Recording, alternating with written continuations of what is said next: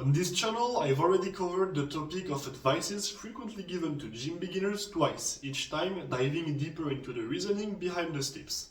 Today, I'm back with a third video on this topic, and this time I want to focus on the benefits of training in a full range of motion for strength training exercises. If you've recently started your fitness journey, you've probably heard that using a full range of motion is important. And while that's solid advice, it's also worth understanding why it's good and where its limits lie. That's why today I will walk you through 5 reasons why training with a full range of motion is highly beneficial and 4 limits you should keep in mind. And just to keep things smooth throughout the video, I will be referring to range of motion as ROM. Let's start with the benefits. Number 1, balanced and complete muscle development. Using full ROM allows you to train every part of the movement and develop your muscle in a more balanced way.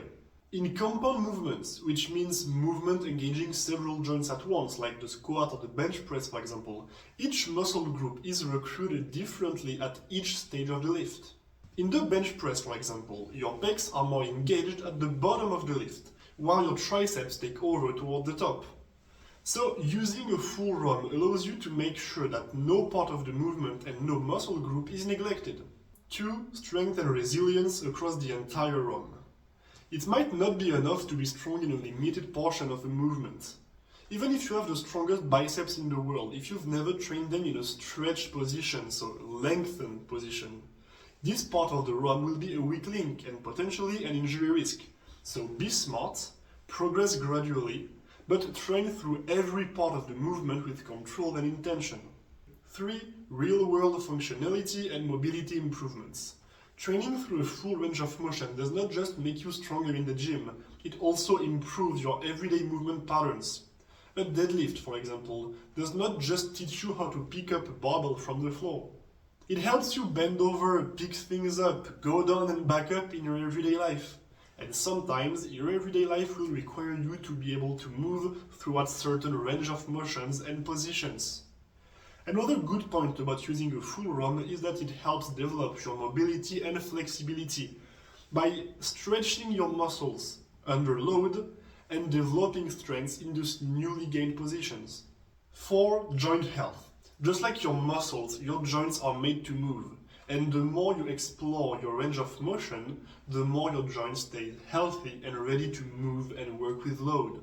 When you avoid moving through certain ranges of motion for long periods, your joints begin to rust, figuratively speaking, obviously. A door that you never open eventually jams. A door you open and close every day, it stays in good shape. It's the exact same for your body. 5. Variety of goals. Finally, if you're strong and at ease in all of your movements ROM, you'll have a better transfer for a lot of goals. Whether you use weight training as an end in itself, to improve in another activity, for your daily life, to come back from an injury, the more movements and ranges of motion you'll master, the more you'll increase your chances of being able to face the requirements of your goals. Now let's look at the limits. Number 1, don't force beyond what your body can handle. There's a difference between using full ROM and forcing ROM your body is not ready for. Take Romanian deadlifts for example. They should not go deeper than your hamstring flexibility allows. Pushing too far, too fast can lead to strains or injuries. Listen to your body. It will most of the time tell you what it can and can't do. 2. Be careful with joints lockouts. Locking out your joints like elbow in the bench press or knees in the leg press is not inherently bad. But most of the time it will be better to stop right before full lockout to keep tension on the muscles and reduce the stress on your joints. That being said, sometimes joint lockouts can be beneficial, it all depends on your goal. The key is to stay aware and intentional. 3. Some ROM may be accessible but not controlled.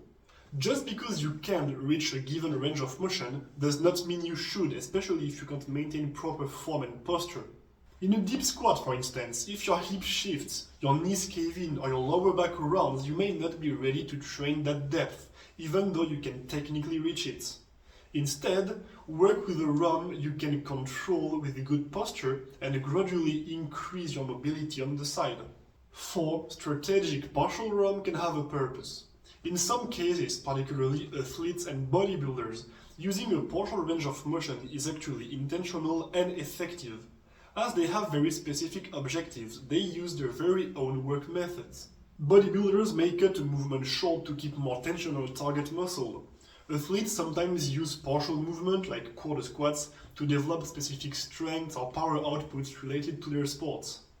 In these cases, the approach fits the goal, and that's what matters. I hope this video was helpful. If you have any questions, suggestions, or anything else, feel free to drop a comment down below, and you can also contact me straight through my social medias. The links are in the description. I'll see you next Sunday, and until then, train hard, stay consistent, and never forget, make yourself proud.